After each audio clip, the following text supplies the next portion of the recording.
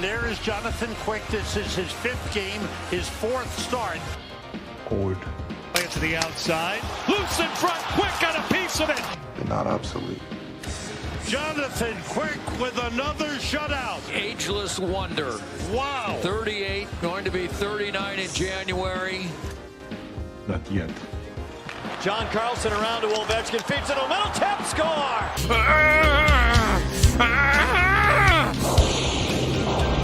Ovechkin on the move. Ovechkin walking in. His shot and he scores. Alex Ovechkin, second of the game. Notice up ahead. Here's Ovechkin for the hat trick. He's got it. The 31st hat trick of his career to seal the win for one.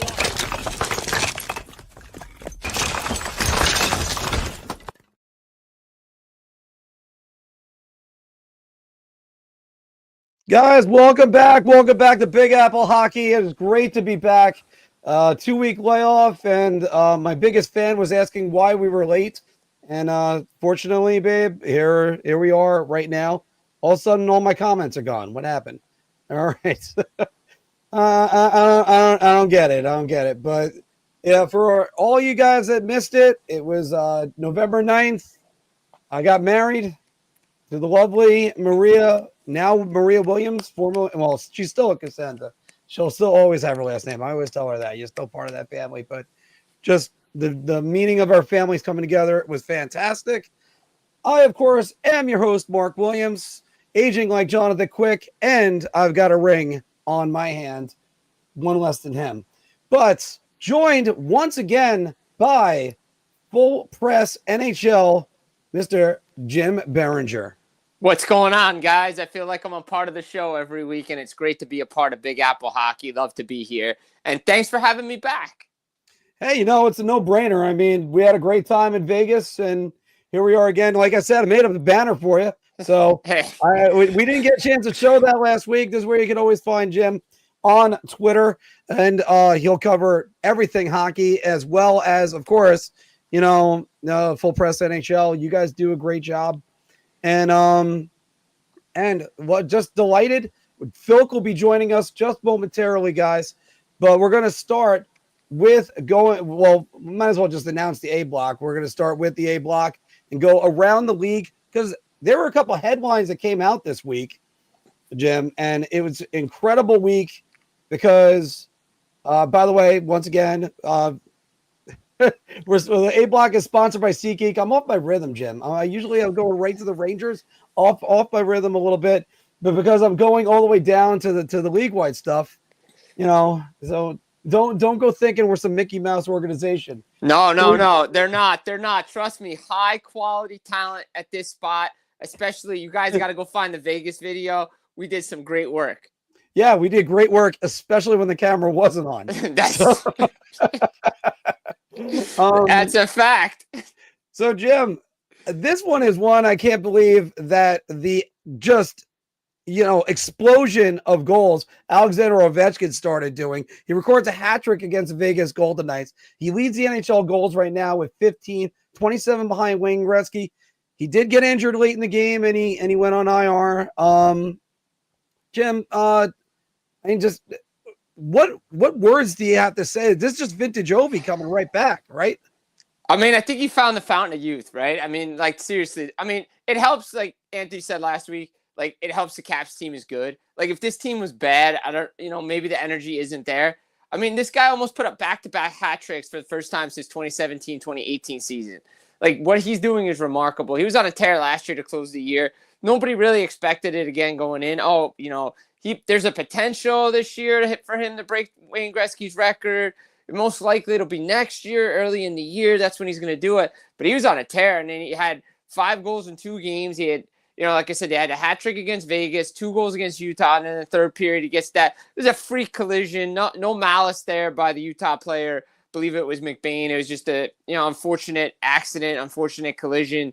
And right now he's week to week, lower body, leg. Obviously, everybody knows what it was. Caps really haven't announced like how severe it is yet, but he's going to be out a little bit of time, and it's unfortunate because he was on a hot streak. And the fact that at 39 years old he's leading the league in goals for right now anyway is remarkable. It's incredible. And I've said this about him for years, that when his legs go, he'll just be the next Brett Hull. He'll just skate to open areas, just quickly find a spot, let a shot go. It'll go right in the net. I wouldn't be surprised if he plays he's built so well. I know what his physique looked like in a couple other pictures, but I mean, that we've seen, it looks like more of a pickleball player than a hockey player. But I mean, he's just got one of the best shots in NHL history. And, this is one of the rare times he's been on IR in his career. He's been very healthy pretty much throughout all of it. So I'm a little bit surprised that he's going to be gone. It's usually an IR is 2 weeks now, right? That's how long he's on for. Yeah, I mean, they said week to week. I think it might be expanded more than 2 weeks. If it's what I'm thinking it is, the way the knee went, I've had similar injuries. It's usually about maybe a month, maybe a little bit longer. It depends on the severity of, what's going on down there, right? We really don't know. They really didn't say.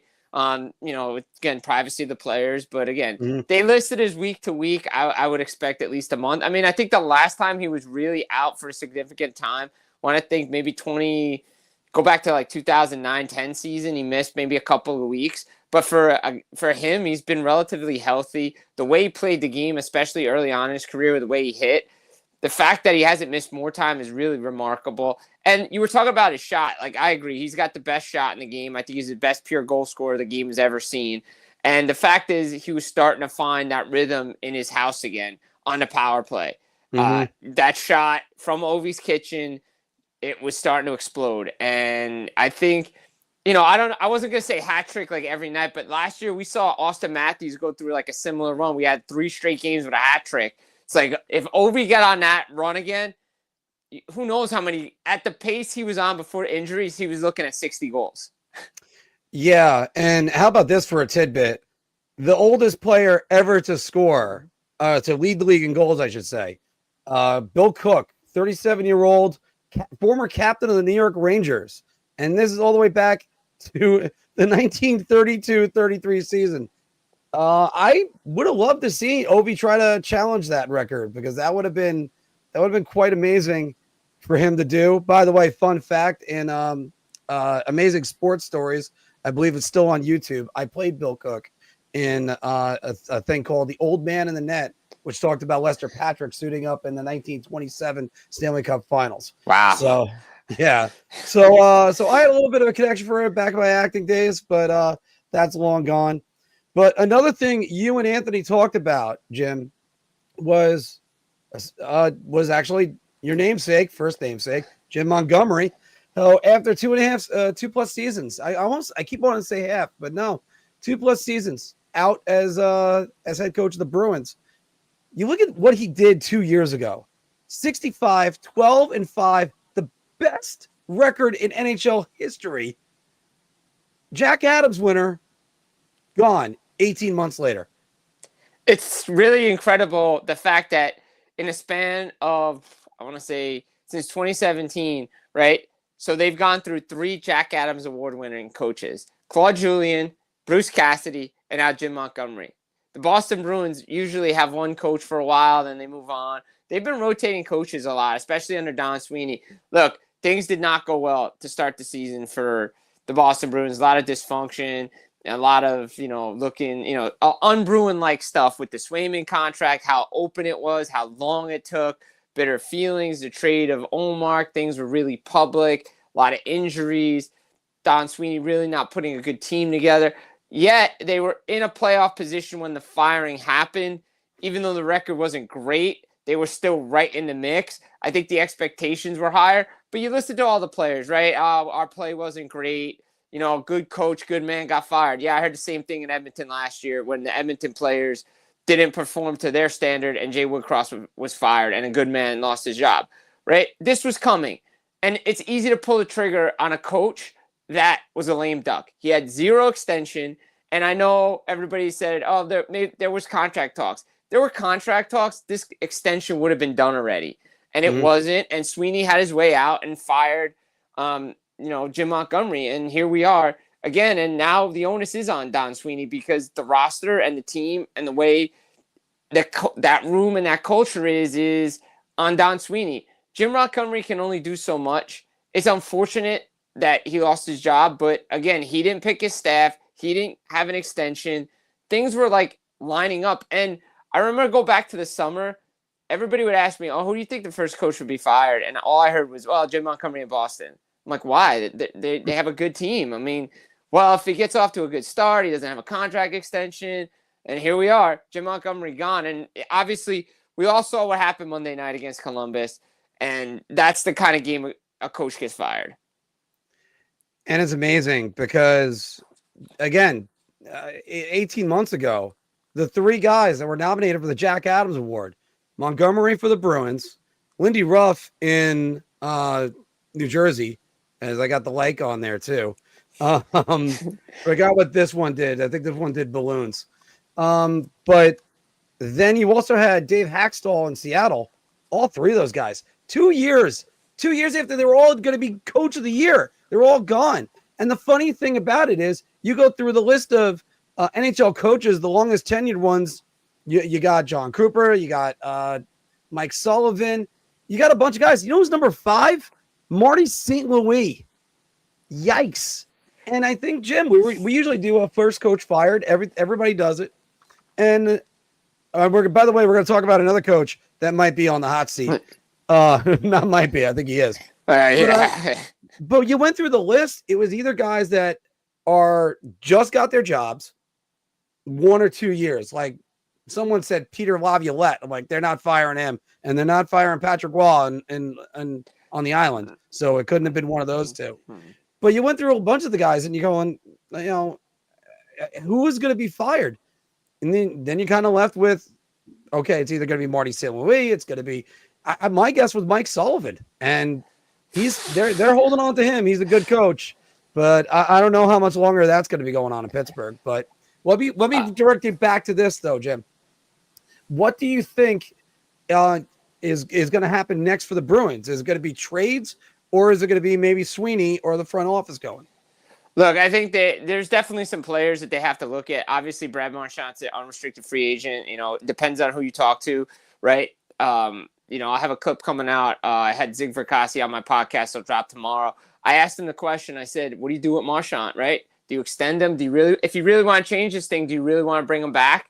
Like, again, is he one of those guys that was part of the Bruce Cassidy firing that everybody was too hard, right? You coaches got to come in, got to set the tone. And if guys don't want to play hard or guys take things the wrong way, that's a problem. I think, Frederick's a guy everybody's going to be going after, especially if things don't turn around at Boston. I think Don Sweeney is officially now on hot seat watch if he wasn't already. Look, he came out and said, if guys don't want to be here, I'm going to find a way to move them. I want guys that want to play here. The problem is I don't know if Cam Neely's on the hot seat. He should be, because it's been a long time since the last Stanley Cup in Boston. He's really close with the Jacobs family. Like, that's going to be a tough one, a tough sell. Don Sweeney had his time. Look, we talked about it and written about it, and everybody's mentioned it. 2015, that draft. 3 first-round picks. Nobody's with the team anymore. You look to the second round. Brandon Carl's the only guy there. Jeremy Lauzon's down in Nashville. Dan Vladar is over in Calgary. Yeah, you had a couple of guys. You had Swayman later on. You had McAvoy later on. Beecher's playing. Patra. There's a couple of guys here and there. Oh, by the way, one of their 2016 draft picks plays for the New York Rangers, Ryan Lindgren. So just saying, Sweeney knew when he made the trade for Rick Nash, he knew that one was going to come and bite him in the butt. So he's definitely on hot seat watch. They have to change the culture. And I mentioned this too, and I'll say it again for your audience. Look what the Winnipeg Jets have done culture-wise. The element that was in that room, who was Blake Wheeler, and there were a couple others, are gone. Now you have Adam Lowry setting the tone and the buy-in, and look what the Winnipeg Jets have turned into. Sometimes you have to shock that locker room and change the culture in the room. Right now, if Zdeno Chara and Patrice Bergeron were there, none of the stuff we heard in the offseason would ever happen. But now it's turning into, kind of a me mentality. I want the money. This guy wants the money. It used to be about the B on the front. So, again, I think you got to start changing the room. Don Sweeney, again, he says all the right things. The players say all the right things. I'm going to see what Joe Sacco does. If the power play can get going, PK can get going. But look for I think there's going to be some changes. It's not going to be Pasternak, but I would expect some trades coming along. It's quite interesting to see what's going to go on right there, because I mean, geez, can you imagine just saying I traded David Pasternak, and that offense right now, they got the worst power play in the NHL. Mm-hmm. They're just, nothing is clicking. But then again, you kind of saw situations like this already in past tense with the Bruins. Yeah, they're part of a Julian, and then Cassidy goes up, does a great job, brings them to a Stanley Cup final in 2019. Now you have Montgomery, who, let's be honest, he fell short. Mm-hmm. That's about it on that. But as far as the GM goes, how many coaches, especially coaches of the year, do you get to have before you have to fire them? So right. So look, he fired Julian. He brought in Cassidy. He fired Cassidy and brought in Montgomery. Now he fires Montgomery and names Sacco the interim. Not too many guys get this much leash to fire. Usually most GMs don't get 3 coaches. They don't. Yeah, no. In the NHL, most GMs, if you're going through 3 coaches, you should start looking for a new job as well, because you might be looking for, the ownership group's going to be like, hey, wait a minute, why are we recycling coaches so much? Now, look, the Bruins have done it before, but again, we can always play revisionist history. It's easy. What if, right? What if Marchand scores in Game 5? This discussion's not happening, right? The Bruins, it's not happening. It's not happening. They fell short of expectations. I personally think they overachieved last year getting the second round, because if Toronto actually played defense last year, the Bruins lose in the first round again, because that team really wasn't good enough to win. Jim, just imagine this. They collapse 3-1 series leads in back-to-back years. They would have ridden them out on a rail. Oh, he would have been done last year. He would have been done after the first round. I think they would have made the coaching change then, because you're not surviving 2 back-to-back 3-1 series leads. But again, you look at the way this team plays, and again, you go back and watch video. The effort in 2019 after, St. Louis goes up 2-0, the attitude, the looks, what are they doing? Similar right now. Now all of a sudden there's energy in practice. They're playing, guys are saying the right things. You almost wonder if there's got to be a culture change in that room. Well, they're going to get the new coach bump, as it's always described. We all know that's going to happen for a little bit. So it's a good thing if you don't have the Bruins on the schedule for a couple months, that you're not playing the Bruins. But still, let's focus to a team that did change around their head coach in the offseason. Your beat. Let's talk about the New Jersey Devils real quick. Now, I say 1-1 last week. Yes, they also they played 2 games against the Panthers back-to-back in Florida and won them both. But then they lost to the Lightning. So, haven't played since Saturday. But, Jim, give me your thoughts on the Devils. Yeah, I mean, Devils playing well this season, right? I think a lot of people expected a little bit more because Sheldon Keefe, again, I'll say this. I think you have to temper expectations with a new coach, right? Guys are still adjusting to how the coach wants you to play, how players want to play for the coach. I think they're starting to understand the little details. Like the game against Tampa, they were in it. Jacob Markstrom is everything and more this team wanted. Again, despite what, the fans say, again, you watch the games, because I'll say this, against Carolina, against Tampa, if Markstrom's not in the net, I don't know if Jake Allen's doing what Jacob Markstrom did against those 2 teams, and against Florida in the first period, where, Panthers are out shooting the Devils, and then the Devils score, make it 1-0. It can change. Having good goaltending matters. Again, the little details of the game. Don't cheat the game. Don't try to cheat for offense. Play defense all the time. They're going to have to figure out a way to beat Tampa. Tampa locking down a neutral zone, playing good defensively. My only pet peeve with New Jersey is they overpass, and they don't shoot enough, especially when a goalie's getting hot. They try to fancy their way to a goal. Shoot the puck. Like, that was the problem against Mackenzie Blackwood and the San Jose Sharks. Last week before they went down to Florida, made their Florida trip, just shoot the puck, put it on net. For overall defensively, I love the way Brett Pesci's playing. Kovacevic has really stepped up. Dylan. This team is tougher to play against, right? Paul Cotter's there.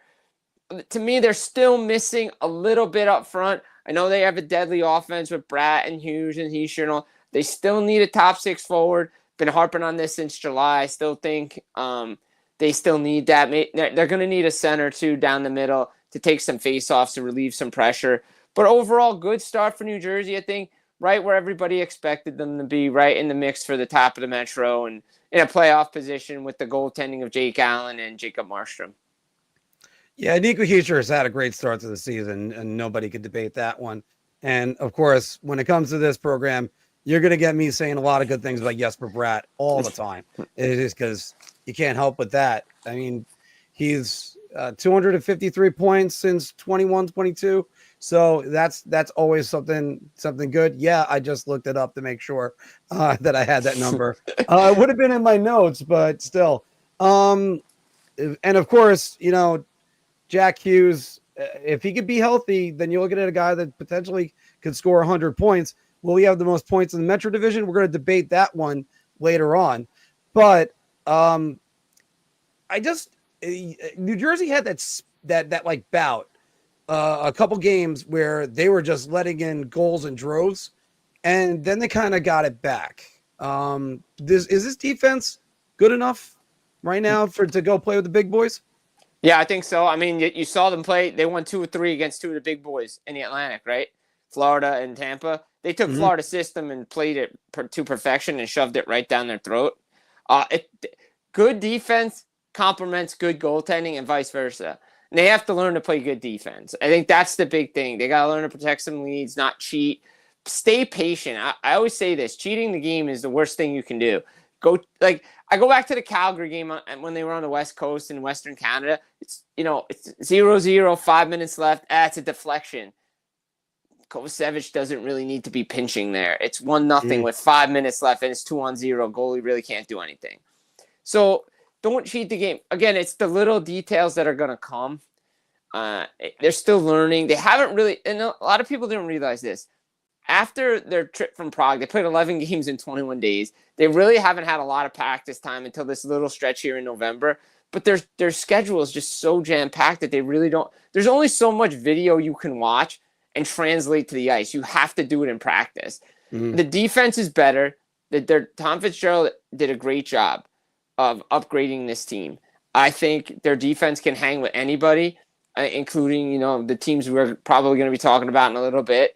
Especially the New York team across the river, one of their rivals. I think they can do it, especially after what we saw last year. The Devils will not get pushed around this year. I can guarantee you that. All right. It's going to be a physical battle when those two teams play. And speaking about having a good compliment, always for us, welcoming in the third member of the show, Mr. John Volkowski. Phil, how the hell are you doing? Crazy day. Glad to be done with it finally. Sorry, had some technical issues trying to get on here. Probably would have been in about good 10 minutes ago had I not had those. So, well, we're talking about it's always better late than never. We got a full show, so don't worry. There's a lot of talking we got to do. Because let's tee it up for you, Phil. Last week they got the Rangers and the Islanders. The Rangers were 3-0 right now, 4th in the Metro. Islanders 1-1-1 since last Wednesday. They're 5th in the Metro. John the Quick records his 2nd consecutive shutout, his 2nd shutout of the season. Mika Zibanejad, 2 goals and an assist, all at even strength. And both goals were at 5-on-5, as I mentioned right there in the graphic. What are your takeaways on the Rangers West Coast trip?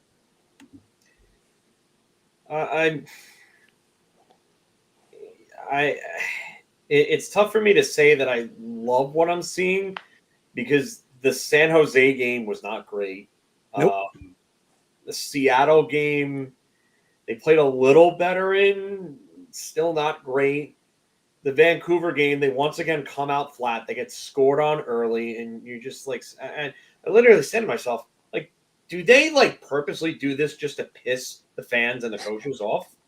Because it's every game. It's just, let's just first coach into the game. We're gonna play like this, or either that, or they're just skating around like this. Basically almost falling asleep on the ice. I don't understand what 3 coaches now, 5 seasons, 6 seasons now, whatever. and they're still coming out to start games like this. Something's got to change there. That ain't going to fly in the playoffs. It's not going to fly in the playoffs. I'll tell you that. But the Vancouver game was a little better. I hate the fact that Igor Shesterkin let up 2 goals that were really kind of questionable to me. Like, bro, you want $12 million and you're going to let up 2 goals like that? Especially that Kiefer Sherwood goal. Like, I could have shot the puck harder than him there, and Igor would have stopped that. But how you're not going to stop Kiefer Sherwood? What is this guy, Mikko Rantanen now? Flying down the right wing, putting absolute howitzers on net? No, that shot was soft. Shouldn't have let that in. And Jonathan Quick's been playing better. Problem is here is it looks like Igor Shesterkin is in another one of those moods where he needs to have one of those mental resets again. And if you're going to ask for an $11.5 to $12 million per year AAV, you cannot be playing like that. You have to play like you were 1997, 1998 Dominik Hasek, and you were the best goddamn goalie in the world, bar none. So I don't like what I'm seeing from the defense. I think they need to be better. Keandre Miller is just up and down. You don't know what you're going to get from him game to game. Jacob Trouba and Ryan Lindgren were on for all 3 goals against last night. All 3 goals. Like, I think it's time we move on from one, if not both of them. And I get you can't move on from 8 right now, but you can move on from 55. And there's no more excuses. The visor's off. You're back in the lineup. You've been back in the lineup for quite some time now. Just stop. And yeah, I agree here. Forecheck. This team plays better when they forecheck. They actually forechecked a little bit last night. They weren't forechecking much against San Jose. They didn't forecheck much, or forecheck a little more against Seattle. The first period was non-existent on the forecheck. Oh no! They got pinned in their own zone that entire first period. They were lucky to not get blown out of that building on during that game on Sunday. So I don't understand how these things have not been addressed by Peter Laviolette, and if he is addressing them, I don't understand how the players are not responding. Because hey, it's time. It's just like with Montgomery, and I don't know if you guys got to talk about Montgomery. We went through Montgomery, but go ahead. Yep. So you fire 2 Jack Adams winners in the span of 4 seasons. 3, as Jim mentioned, in 9 years. 3 in 9 years, but 2 in the last 4 seasons, where all these guys, almost the vast majority of this entire team, were there. When do you start blaming the players for everything? When? It's the Rangers are the same thing. Same dumb things continue to happen over 3 coaches in a 5 to 6 year span. When does it become the players? Because we know Peter Laviolette's going into the Hall of Fame. You want to say about Gerard Gallant and David Quinn and Ryan Spooner basically throwing him under a bus on Cannon Strick podcast.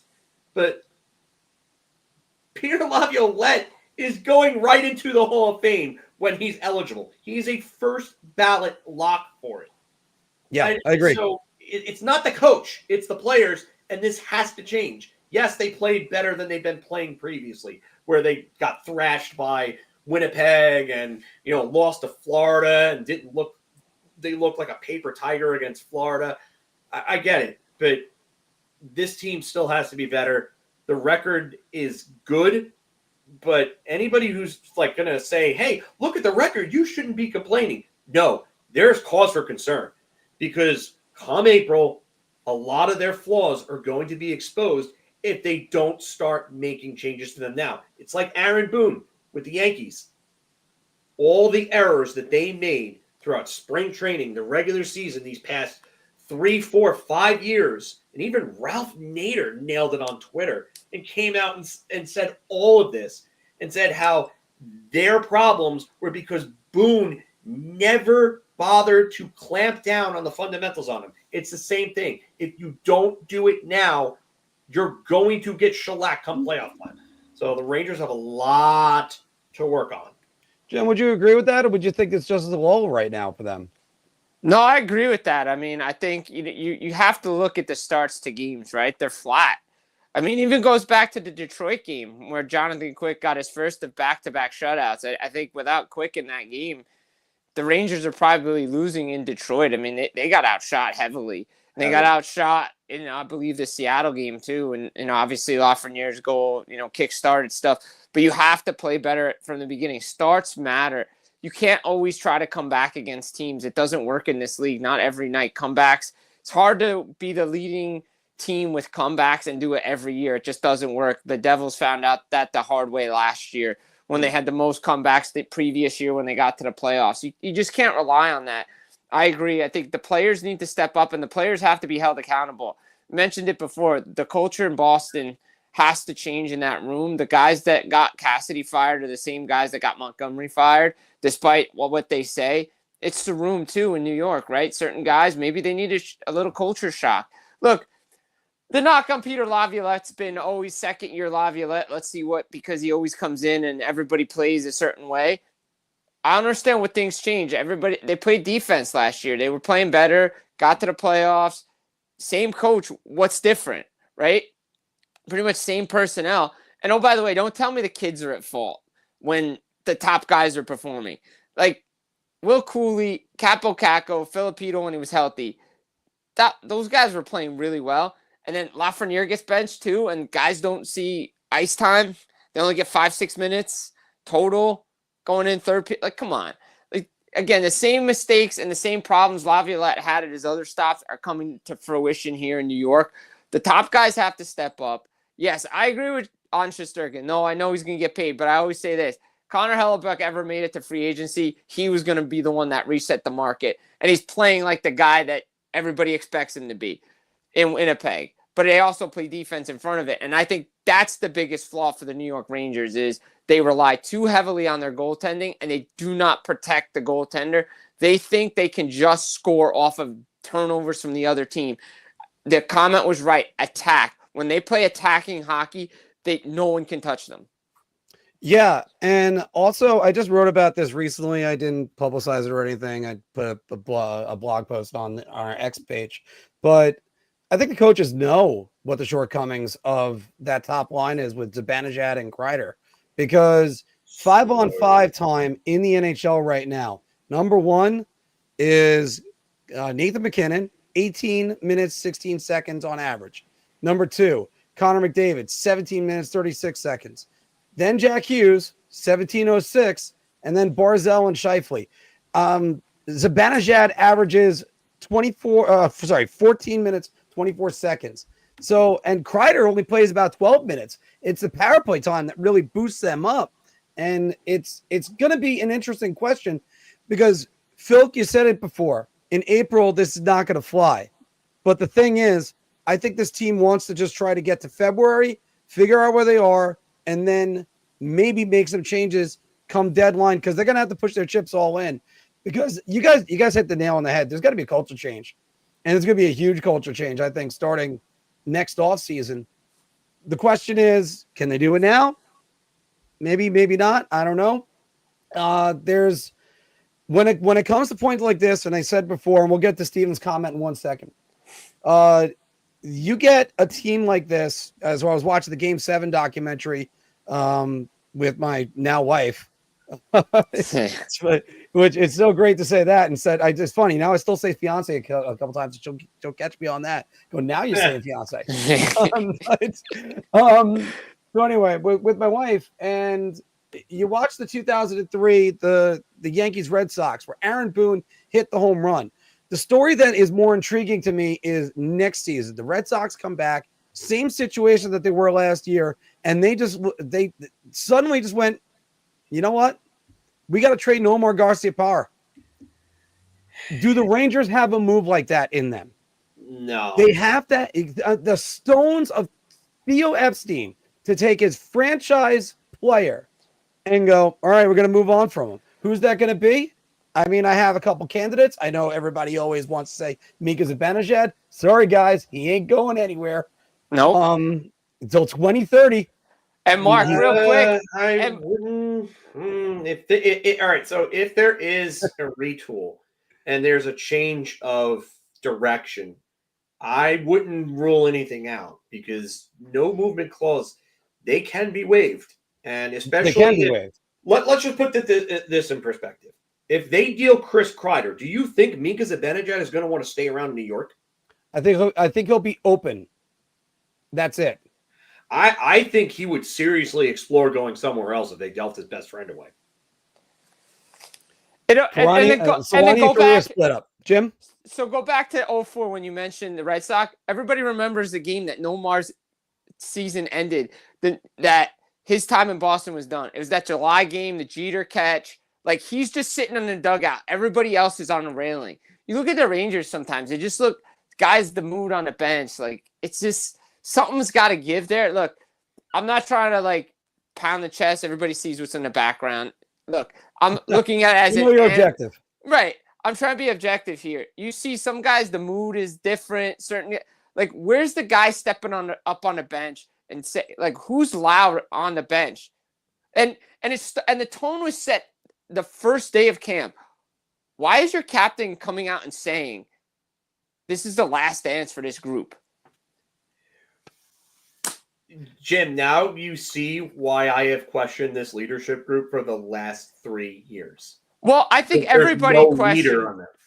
Everybody questioned when Trouba was named captain. Why? Like, you had other choices, and look, to me, I mean, I think he's gone anyway. I think he's gone at the end of the season. He is definitely. He's definitely gone. I don't know if Lindgren comes back too. I mean, I think he's gone too. There is serious. You really have to look at the player personnel of the team and have to send a shock through the room. Hey, Lou was never afraid to do it in New Jersey. That's right. I remember when Fatorik threw the bench onto the ice.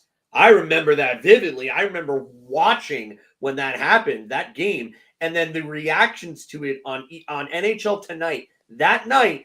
And then, what was it, like a week later, Larry Robinson was brought in, and they brought in Claude Lemieux by, I think, like the deadline that year.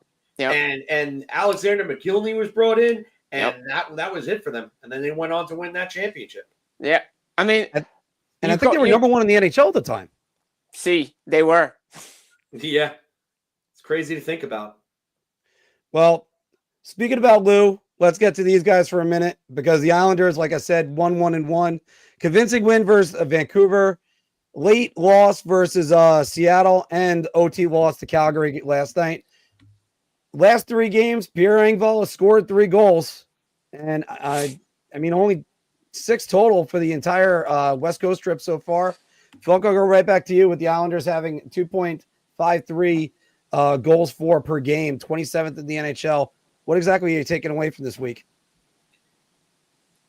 I got to give them credit. It's gutsy what they're doing over there. I mean, they're losing games. I mean, they lost to Seattle, which, I mean, they could have won that game. Calgary, they blow the 1-goal lead and they lose in a shootout. But I tell you right now, for all the injuries they're dealing with, they're really actually playing a decent brand of hockey, considering that they had enough scoring troubles to begin with. And then your top center is down. You're already down a number 1 right wing. I mean, 2 of your top 6 forwards are gone, and you're still finding ways to get points in games. Like, the fact that they beat Vancouver that game was really impressive to me. Like, I don't know how they pulled that one out the way they did, but they got that win, and they scored a ton of goals in that game. Like, it's guys that were, that are not really guys that you expect to count up. Pierre Engvall, like, this guy was literally, every Islander fan wanted him voted off like he was like the bad guy in Survivor. And then he now all of a sudden he's got 3 goals in his last 3 games. You're saying, like, it's insane to think about the turnaround for some of these guys. Anders Lee is starting to look a little more like the Anders Lee of old. I'm not saying he's the 30-40 goal Anders Lee or anything like that, but looking a little better than he's looked the previous few years. I mean, they're starting to get contributions from guys that you just wouldn't expect it to. The next man up motto is really coming into play with this team. And they're gutting out points. And yes, they were losing points. They lost a point to Calgary. But you got to think of it this way. Like, with everything that they're dealing with, any points that they get right now to just keep them within striking distance are good, because when they get these guys back, it's going to be sort of like trade deadline acquisitions. They're like your own internal trade deadline acquisitions, and that's to boost them. I don't know to what level it will. I mean, it might take Barzal and Duclair and then, some time to really get back into a groove. But that top line was playing really well before it got split up due to the injuries. So, I got to give them a lot of credit. If they can continue this and just continue to get some points here and there, I mean, their next few games, Detroit, a winnable game. St. Louis, don't know what you're going to get from them. Detroit, again, it's a winnable game. Boston, I would say it's a winnable game, but right now you don't know what you're going to get after they just fired their coach. Like, I think these players are really going to be all on their toes. They're going to look like they just hit the smelling salts. They're going to have to, otherwise Don Sweeney's going to come down in there. Because I tell you right now, I don't know if you guys talked about this part of it, but Don Sweeney's got to be on the hot seat right now. Yep. Yeah, we did. Absolutely be on the hot seat after all this, because you made that huge commitment to Elias Lindholm when it looked like he was clearly the passenger on that line in Calgary in 2022 with Tkachuk and Gaudreau. And then you brought in Zadorov and you gave him a little more than you should have. And he's looking okay, but not great, not nearly worth the salary. So Boston's going to come out and they're going to probably, come out like a bat out of hell. And then you got the Capitals the game after that. And Washington's playing real good hockey, but what's going to happen with them now that Ovechkin's out and how long he's out for? Because he's apparently on not LTIR, but he's on IR right now. So that's going to be an interesting position for them to be in, with these next 5 games being games where you may find a team that's kind of like a wounded animal in a corner. Well, first off, by the way, Jim, we've been talking about like goaltenders interference and everything for the last couple weeks between us. And was it goaltender interference on Sorokin for the Brendan Tanev goal at the end? Actually, sorry, it was a defenseman that scored on that one. Yeah, so we've been talking about this. This has been a hot topic, right? It's been discussed at the GM's meetings, and everybody wants to know what goaltender interfered. I had a great article up at Full Press Hockey with Dave Jackson. I spoke with him on my podcast as well. Basically, I'm going to break it down like this. How you, as a player, as an attacking player, how you get into blue paint matters, right? So if you go into the goalie's house, which is a blue paint, and you set up shop, it doesn't matter if he initiates the contact. You're in his position to allow him to play his position. If the defenseman pushes you there, you're trying to make an effort to get out and you're getting put, hey, that's a good goal. If the defending player knocks you into the good goal, the puck's loose there, you're allowed to go get it. You can't jam at it, get out of it. But the goal in Seattle, that one's good. And from my understanding, I'm trying to learn and educate myself on what people are looking for in this stuff.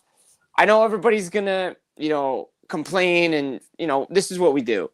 But I'm trying to educate myself on what they're looking for and what the standard is.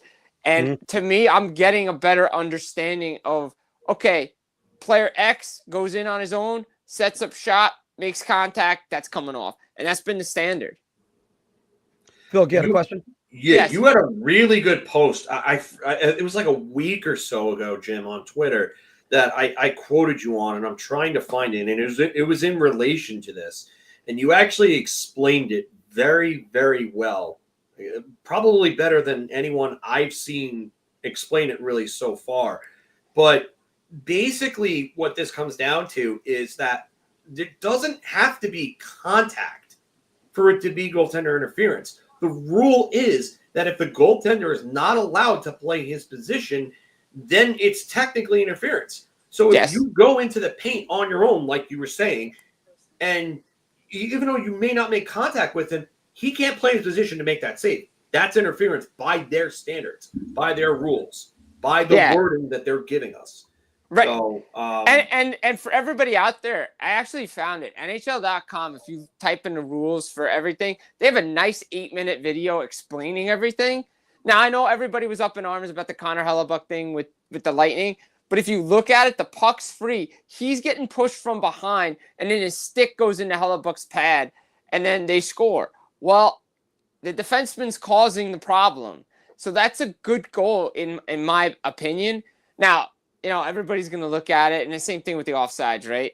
But to me, just to get back to the Islanders real quick, again, the biggest problem, when Pierre Engvall is scoring 3 goals in 3 games, that's a problem. They don't have the goal scoring. This has been their issue for the last several off seasons. They don't have scoring.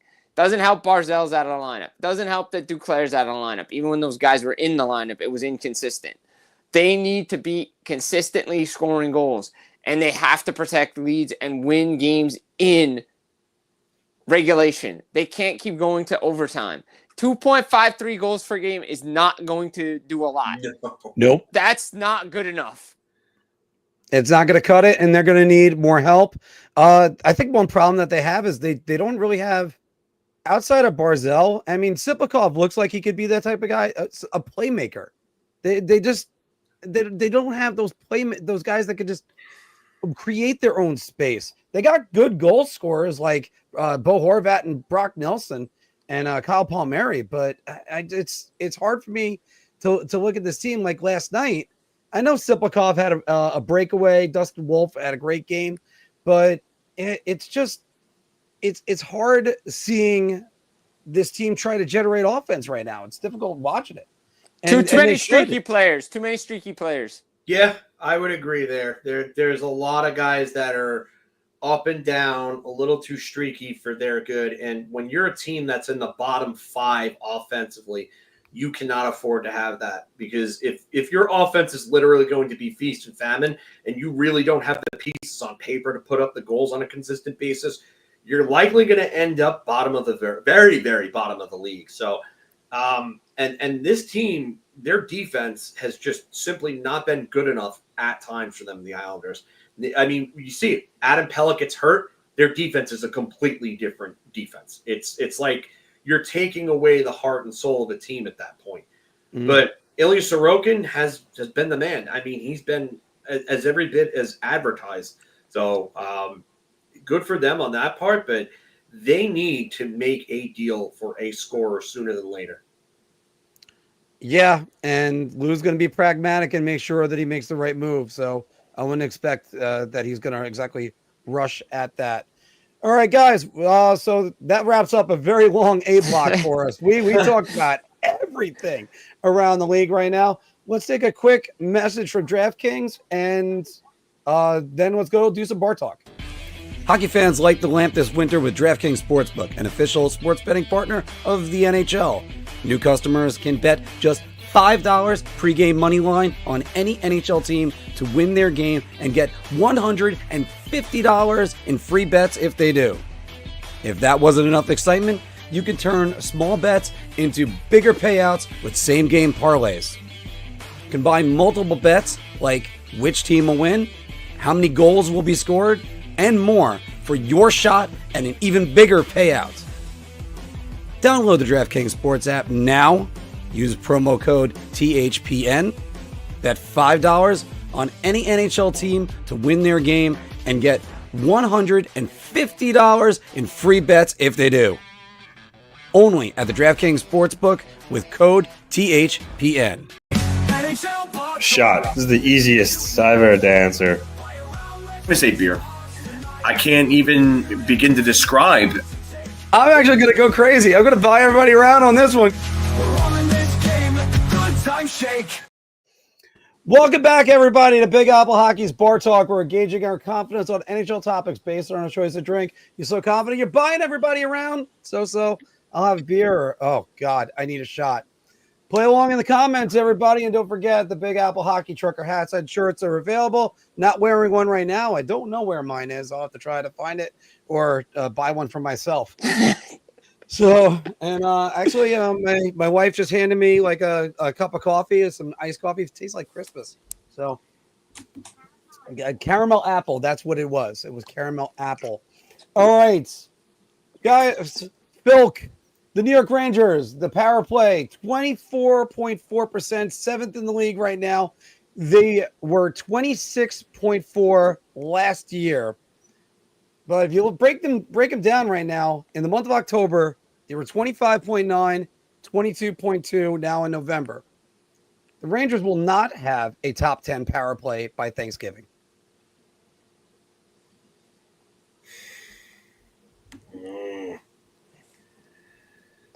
I'm going to say beer. I feel like these are three teams coming up in these next three games where they could get power play goals off of. Carolina is a different story, but the three teams they play in the next three games in Calgary, Edmonton, and St. Louis are not great penalty-killing teams by any means. I think they need to make a change to that first unit, though. I want to see Mika Zibanejad moved for Alexei Lafreniere. I really want to see it happen. I think you could put Artemi Panarin in that Zibanejad spot, and I think he's a better playmaker. I think it gives you a little more of a dynamic kind of threat there in that position. And Alexei Lafreniere can come in on that Nikita Kucherov offside on the right side as a left-hand shot and be able to make plays. And if he worked on that one-timer, he could be real dangerous there too. So I think it's time to really start changing the guard there. But I'm going to say beer just because I do think it's very possible. I think these next three games can help them out. Jim, what do you think? I think I'm going to go beer here as well, just because of the teams that they're playing outside of Carolina. Though they've had some success against Carolina on the power play, even though Carolina's penalty kill is very, very aggressive. They have scored power play goals against Carolina, but it all comes down to goaltending. But I agree with Calgary coming up. St. Louis is there. Again, you don't know what you're getting with St. Louis, but they can give a power play goals. Calgary can as well. But again, it comes down to goaltending. But I agree with Phil. You got to put Alexis Lafreniere on the top unit. It's time. You just paid him a long-term deal. You're paying him all this money. You got to see what the kid can do on the top unit. You need to change something up. Everybody knows what's coming. It's a one-timer. Mm-hmm. Like, everybody knows what's coming. And Zibanejad does not have the Ovechkin or Matthews shot. So when it's on, he can hit the net. But when everybody knows it's coming and you don't give him another look, but I still think they could still be a top 10 by Thanksgiving. I think they better be. Yeah. And I'm just, you know what? I'm actually gonna go. I'll go round. I'll be confident about it. I'll say they'll stay in the top 10. It is percentage points. You have other teams that they're getting their stuff together. I mean, Nashville right now is number 10 at 23.3%. So they have a little bit of wiggle room, but they better score some power play goals against Carolina and some of these other teams you got coming up. Like I said, guys, there's a chance to play Carolina again in the playoffs. Got to make sure that your number one asset's working. Here's some stats for you. Edmonton, 31st, 67.4%. Calgary, 27th, 73.6%. St. Louis, 24th, 76.9%. You don't score on those guys, you got problems. Yeah. And right now, everybody's kind of scoring on Edmonton. All right, moving on. The New York Islanders last night had another overtime loss. Last year, they had 16 of them. Jim, the Islanders will eclipse last year's overtime loss total. Round, absolutely round. They're actually on pace for 18. If the 18 overtime losses. I mean, look, you can't keep doing this and get into the playoffs. Like, you really can't. But they did it last year. But they have to be able to finish games. And right now, they can't finish games.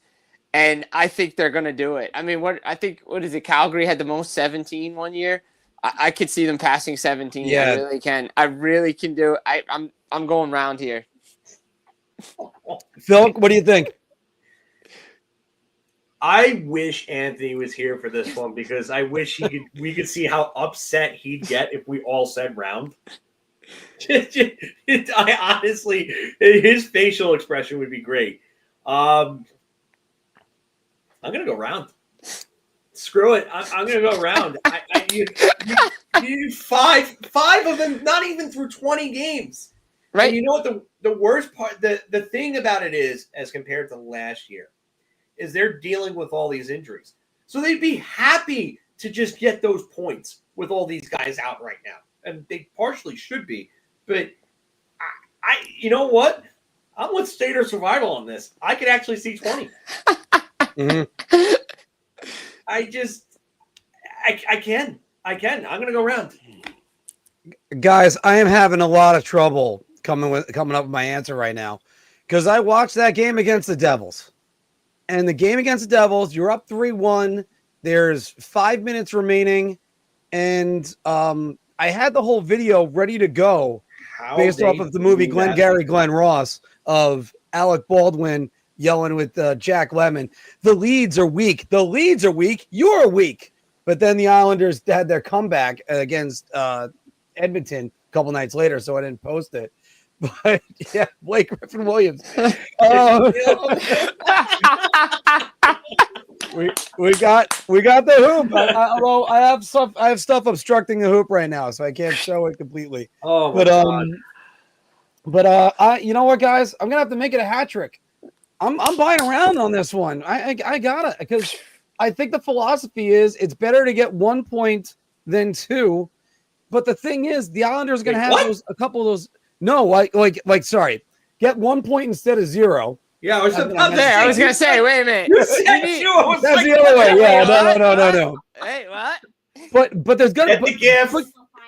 But guys, but that's not even it.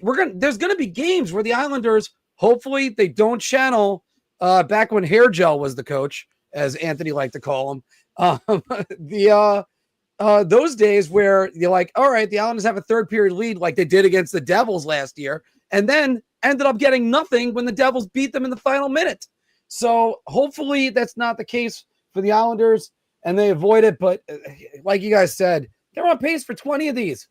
You got to have a killer instinct, and a guy that needs to teach them has to be the man who probably had the biggest killer instinct as a goaltender of all time. Hey, Phil, do you know who's third in the NHL in scoring right now?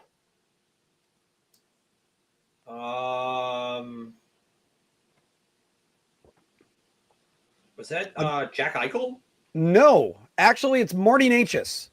Marty Necas, who is third in scoring, 30 points right now. He's got a 13-game point scoring streak. Marty Necas will lead the Metro in scoring, Mr. Fulkowski, at the end of the season, not now, obviously. I'm going to say shot. He's red hot right now. Red hot. But you have a 13-game point scoring streak. And listen, I was high on Necas in his draft year, but I just don't see that being the case at the end of the year. You got too many guys. Panarin's in a little bit of a lull right now. Yes, he's getting points. Jack Hughes plays for the Devils. I mean, they have a pretty good offensive unit. There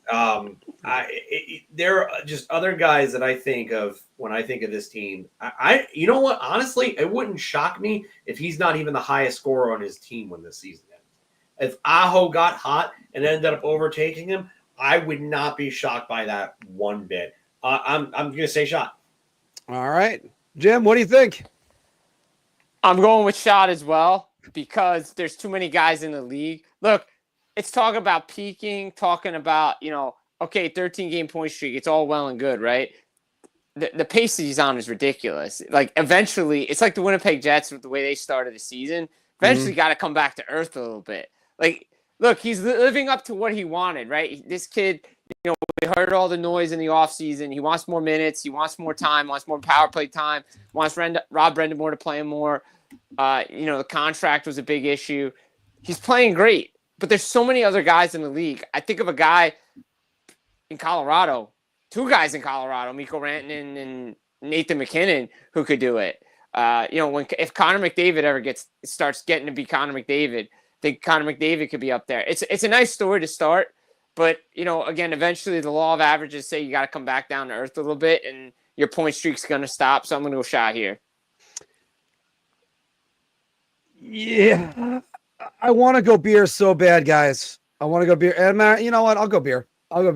Maybe this really is the biggest case of addition by subtraction. Sort of like when after Matthew Shane left Colorado, suddenly Nate McKinnon became this great scorer, and they were able to trust him more. Maybe that is it with Necas, that they're not relying on Jake Gensel, they're relying on Marty Necas. It could be it. Maybe it could be. But also, Philkin and you, Jim, hit it on the head. there's other guys in the Metro that are going to be able to be big scorers, especially in this division. I doubt your leaders are going to be Marty Necas and Dylan Strome. No, so it's Dylan Strome. Strome was going to come back down.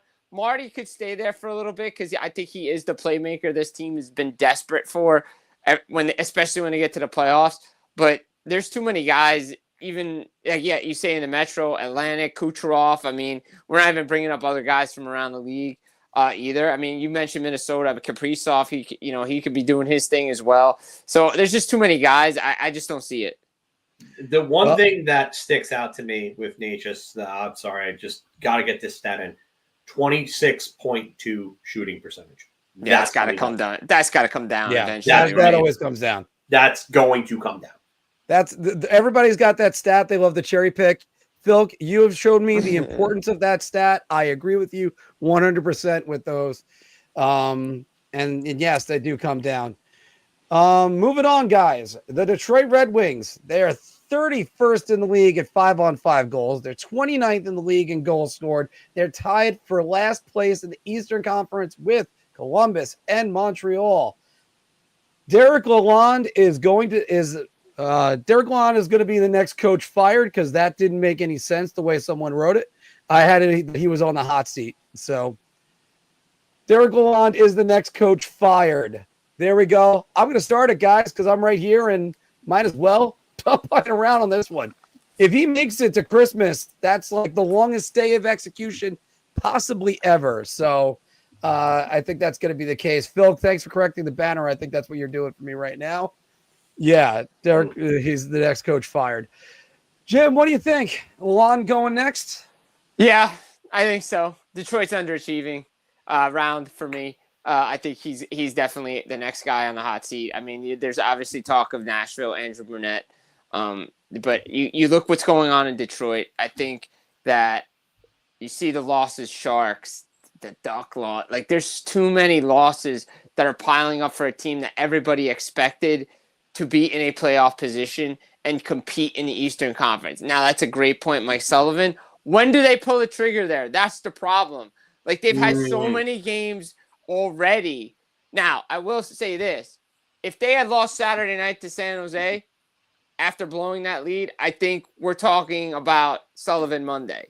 I really believe it. Yeah, I was going to – you know what? I was thinking the same exact thing, Jim. I laughed when I saw that. Even if they would have lost that game in the shootout, like going into like 15 rounds or something like that, like a Malik extravaganza, I think he would have been gone then. But I think Lalonde is next. I really do. Detroit is so underachieving this season with the talent on that team. I think he's going to be the next guy to go. Phil? Get the damn hoop. Boom. Just get the damn hoop. I mean, it really. I mean, we're going to start calling you Mark Ewing with the way that you're tossing up layups over here. So, well, they're all the hot topics right now. I can't argue with that. No, you can't, right? You can't argue. No. I listen. I get it, but I just have to give you shit. But it just this team, like Jim said, is just underperforming so badly. You bring back Patrick Kane after he scores almost a point per game last year. He's only got 10 points in 18 games. Moritz Seider has 1 goal and 10 points in 18 games, and he's a -1. Your top 5 scorers are all minus players. DeBrincat is a -10 while he has 8 goals and 17 points. Lucas Raymond is a -5.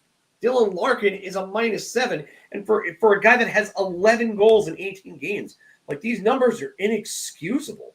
It's just they're not playing well. Their goaltending is just woof. Yeah.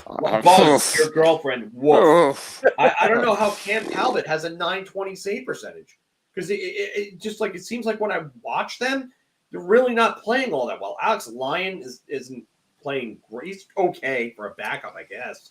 And Billy Husso is just so bad that he's not even an NHL level goaltender right now. So this team needs to make changes. Like, this Yzer plan and everything that it was hyped up to be is not looking good. Well, because a lot of those guys that they were hyping up, like Moritz Seider, you hit the nail right on the head. What happened to Moritz Seider? 3 years ago, you're like, this guy, he's going to be a star. Who knows? He could be like the next Chris Pronger or anything with that size. I picked him to get serious Norris consideration in his sophomore year, and he's taken quite the opposite turn in development. He really needs to get himself back on track. I agree. 100%, yeah, 100% on that. And Jim, I'm going to go right back to you on this one because we talked about it earlier that it was suggested by Spitting Chicklets that maybe they give Sergei Fedorov a shot from the KHL. You can't do that right now. You can't do that as a midseason hire. No, absolutely not. You shouldn't be doing that now. I mean, look, it's fun. You get those players in there, but I also saw this point. I was listening to John Scott before, and shout out to him. When is it okay, and when should we start questioning some of these former players who are in management? How long should that leash be? They were great players. Some of the decision-making Steve Yzerman has made in Detroit are not the same decisions he made down in Tampa. Yeah. Oh, I was just going to say that. Sorry to take your fire. But, I mean, you have to wonder when his job security has to be questioned in Detroit.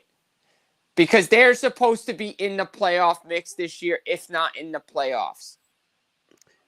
Yeah, because I'll tell you what, unlike Don Sweeney, where if you're in your car, you're getting the seat warmer, Don Sweeney's on a 3.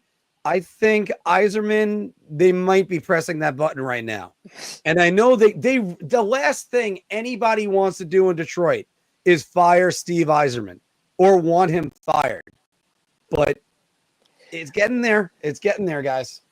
Let's go over to the Central Division where another center prodigy, not having the best start to the season. Connor Bedard only has 3 goals so far. Jim, regardless of that stat, Connor Bedard's still going to score 30 this year. He does have 15 points, just to bring that up. I think I'm going to go beer here. I think I don't want to say shot, but I'm not going to go full round. I think I'll go beer here just because if he can get his shooting percentage up, again, his shooting percentage is a big thing. He's not shooting enough, and he's not shooting the puck enough. And the coaching there, too. How many different line mates has this kid gone through the last several games? Let him develop with some line mates. Yes, it's tough to play center in this league. They put him to the wing. This kid is going to be good. I know we've seen talent before, right? Like, the guys have struggled after their rookie year. Takes time to adjust to the NHL. I get it. But Chicago's doing him no favors. The coaching staff is doing this kid no favors, switching line mates like every other game. It doesn't work like that. I still think he can get to 30 goals. Mm-hmm. But it's going to be tight. It'll be very, very tight. All right. Phil, what do you think? I'm with Jim in the aspect that the shooting percentage is like alarmingly low, and it's going to progress to more of a median. He's going to probably get to somewhere around like 11-ish% on the year. I don't know like how high exactly it could get. But he's not being put with a ton of talented playmakers. Like, they had him with Teravainen for a little bit. They broke that up. They put him with Donato, who's a goal scorer, and Donato's goal scoring has gone up. But that's not the guy you want to be the number one goal scorer on the line. Like, you've got a guy that's probably, in terms of his shooting prowess, is one of the top 5 best in the league. His shot is as good as almost anybody, sans Austin Matthews. Like, you want him to be the shooter on his line. So that's not been the case. And as Jim said before, they seem to pull like Tortorella when Tortorella gets angry at his team and changes lines like he changes underwear. Like, you can't have that. You got to give these guys time to mesh and develop and learn each other's tendencies and where they're going to be. Like, you think the Sedins just were able to see each other where they were going because they played together for a couple of shifts? No, those guys eat, breathe, sleep, live together, and they knew every single thing that the other one wanted to do. And you need to have lines like that. That's why Mikko Rantanen and Nathan MacKinnon work so damn well together, because they know exactly what they're going to do because they've been playing together for so long. And you like right now, look at this. Like if you go on to Daily Faceoff or Morning Puck, you're going to see that line combination. You're going to see those guys with Connor Bedard. Like, is Chicago actively trying to lose games so they can get James Higgins? Because that's what it seems like at that point if you're going to put that line combination together. But yeah, I you know what? I'm going to say shot. I'm honestly going to say shot. I think he ends up with 25. I think he falls short, and it's not really his fault. It's the coaching staff there, and it's the fact that they just have not given him somebody to stick with consistently, and they need more playmakers on his lines too. Yeah, hands down. Phil, you just said everything I needed to say, so I'm going to be a little bit shorter on this one. I do think he's going to have a run where he has some games where he pots like maybe 5 goals in 10 or 5 and 7 or something like that. But again, it's going to be a lot of pressure on him, and you got all these moving parts with him right now, putting him on different positions. Let the kid play. Let him get out there. Let him fail. The failure is the greatest teacher. That's somebody said that proverb. I don't know who said it. Sounds like it. Yeah, someone.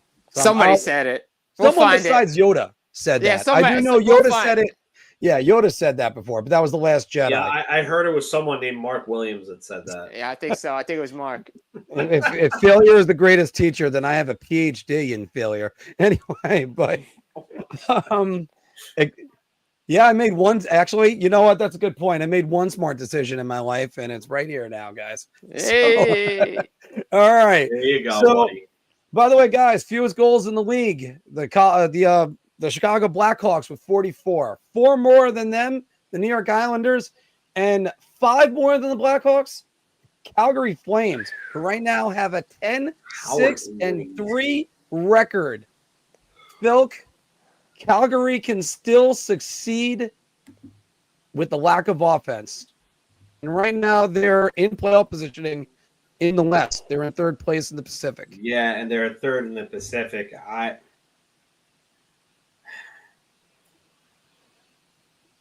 I'm going to say shot. Edmonton's going to get their thing going. Connor McDavid and Leon Draisaitl are going to get to where they need to be, and they're going to get going.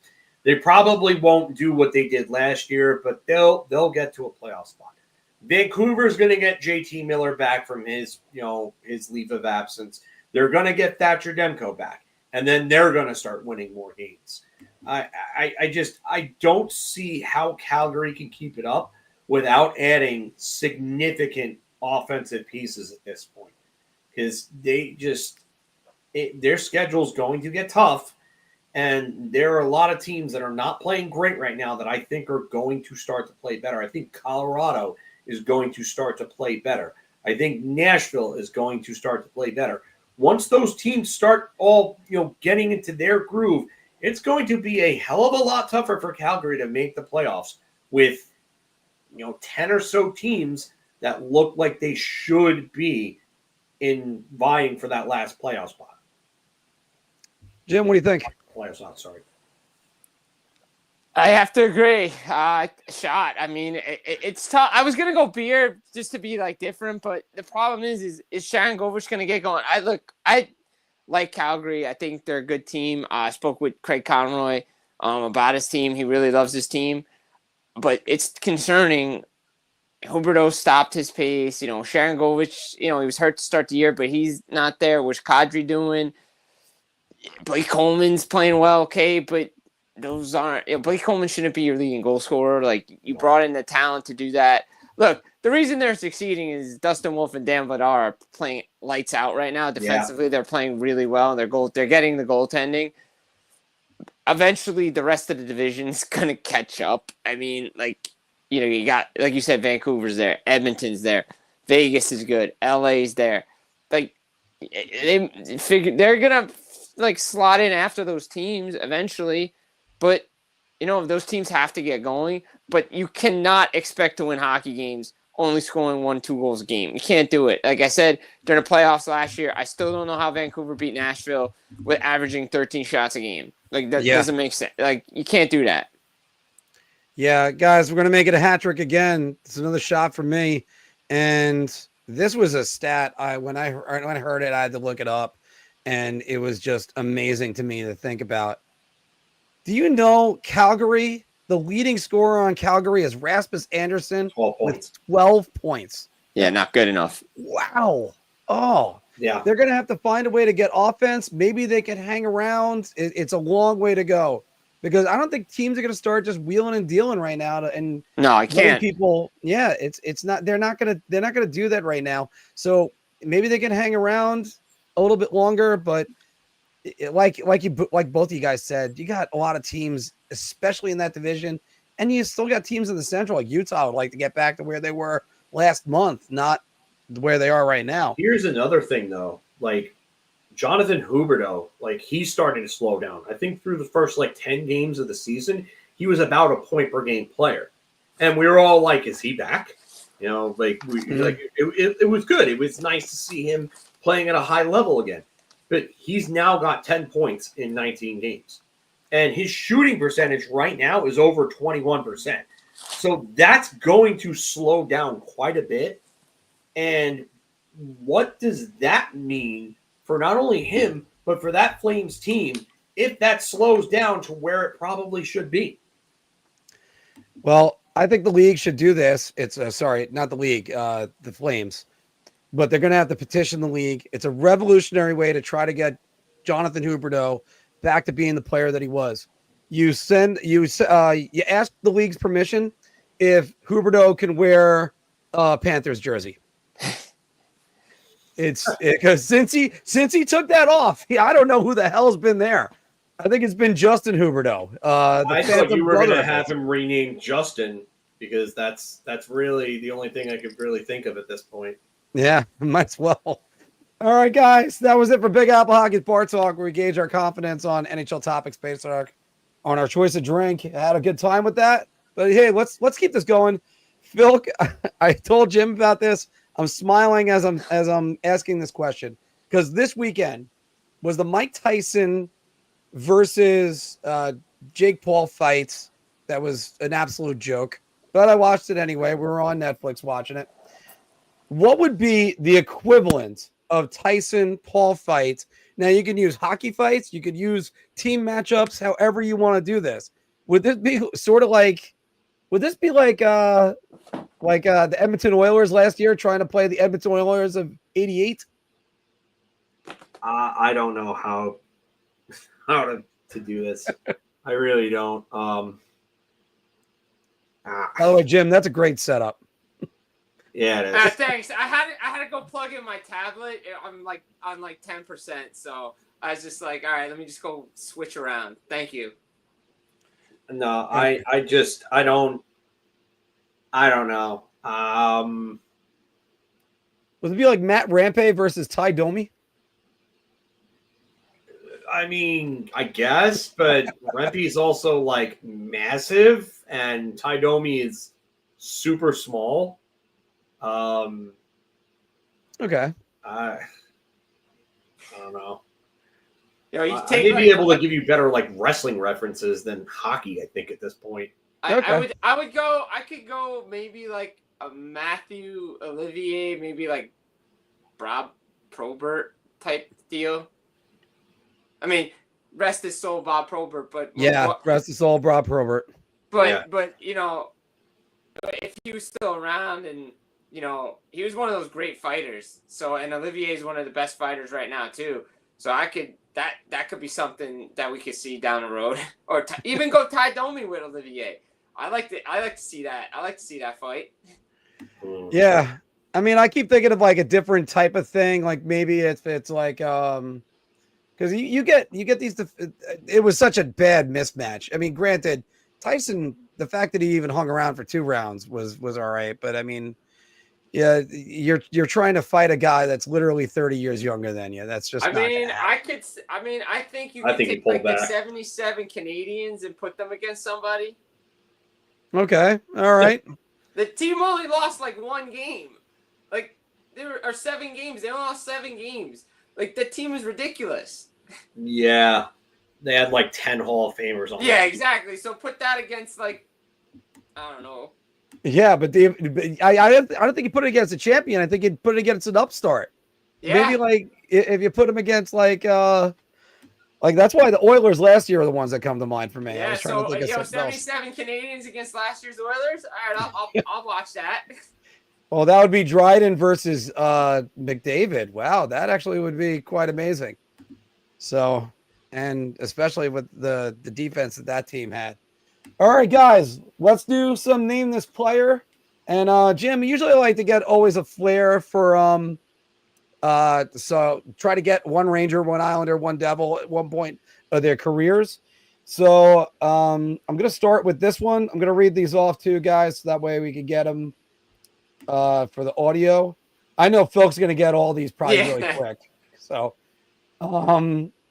let's start with this guy. His career started with the New York Rangers in 91-92. He only played 9 games for them. But then he went on to the Tampa Bay Lightning for 7 years. Then the Ottawa Senators for 2 years. Wow. Dang. And yes, it's Rob Zaminer. Good call, Phil. As soon as you said Tampa after the Rangers, I saw 91-92, and yeah. I knew it. All right, so that's the first one that's out. Let's get to the second one. This guy, hold on, let's get the sorry, Jim, these are a little bit small, but I narrate them. I narrate them so we can know. Also for the audio people at home, so they can hear that. All right, this player, his career started with the New York Rangers. He had 305 penalty minutes in his first season and 13 goals, 16 assists. He would go on to the Edmonton Oilers, then to the New Jersey Devils, finishing up with the Ottawa Senators, the Boston Bruins, and 1 season in Tampa. Who is this player? Wait, hold on. So 92, 93 that was? Yeah, he was on 92, 93 with the Devils. Wait, no, what was his first year with the Rangers? What year was that? 89, 90. 89, 90. Okay. Is that Troy Millette? Ding, ding, ding, ding, wow, ding. look at this guy. And I know. I tell you, he's unbelievable. Anthony won't let me get him out sometimes. He'll just be like, yeah, it's this guy. Boom.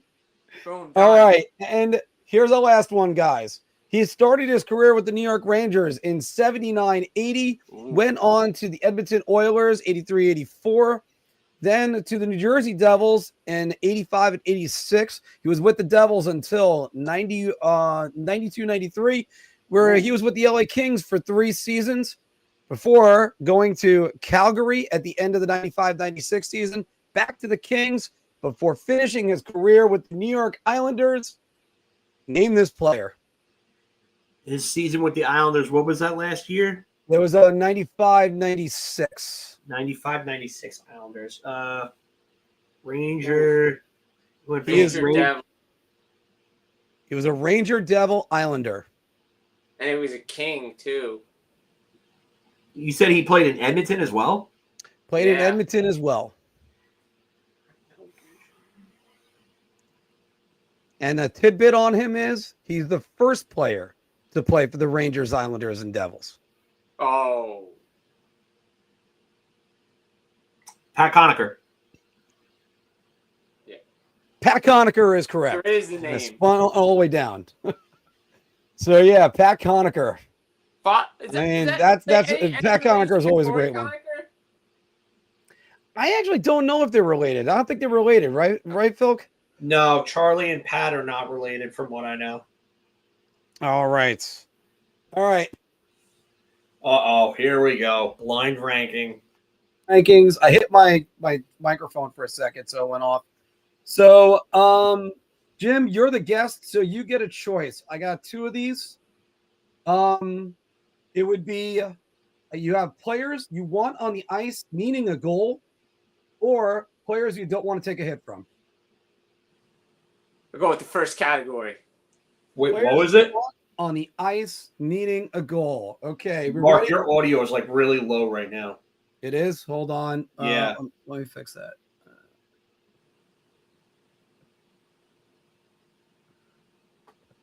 Yeah, that's why. Hold on. Okay, that's a little better. Yeah, no, my That's a lot better. when I hit my microphone, it went to my laptop. So instead of my Yeti, because you should always have one of these. Yes. That's exactly what I have. okay. All right, Jim, here we go. Players you want on the ice needing a goal. Rank them 1 through 5. Sam Reinhart. 2. Hold on, Mark. This is current, right? Just current? They're all current players. The current players. Yeah. Dylan Strome. 5. Nathan McKinnon. Man. I wonder who's coming after Nathan McKinnon. I'm gonna go Nate. I gotta go Nate Dogg 1. Cale Makar. I put him at 3. I'm okay with that. Leon Draisaitl. I think that's 4, right? Yeah, it's gonna be 4. I mean, I was gonna 4. say there's like there's that only list, 5, though. right? There's only 5 we do. Yeah, I put Makar at 3, but Draisaitl's streaky lately, so I'm okay with 4. All right. So I gotta start piecing these together. These are usually I like doing these. They're pretty good. Yeah. All right, Philk. These are players you don't want to take a hit from. You ready? Okay. Let's start right here from the New York Islanders. Alexander Romanov. We're doing 5? Yeah, 1 through 5. We go 5.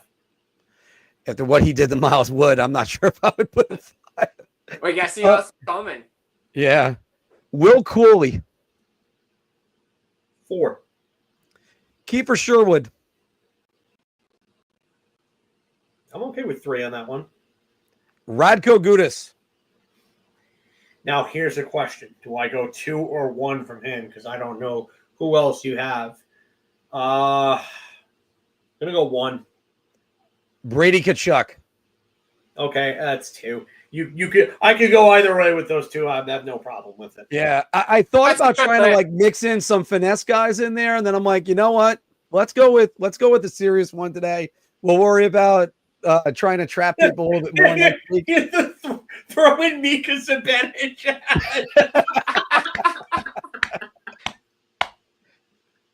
Oh, hey, look. Mika hits hard, Phil. He hits you hard with the beats. Hits you hard with the beats. Oh, God, Mark, please stop. Please stop. Don't egg him on, Jen. Hey, he started it. We sound like a bunch of children.